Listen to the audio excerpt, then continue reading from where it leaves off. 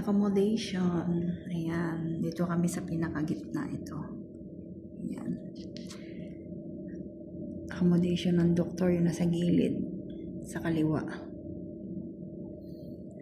Tapos ito yung mga accommodation naman ng mga couple na worker, mga staff. Hindi matraffic kahit ang daming sasakyan, diba? Tingnan nyo guys, so.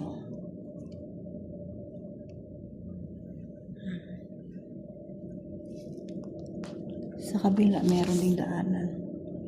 Doon, sa kabila yan.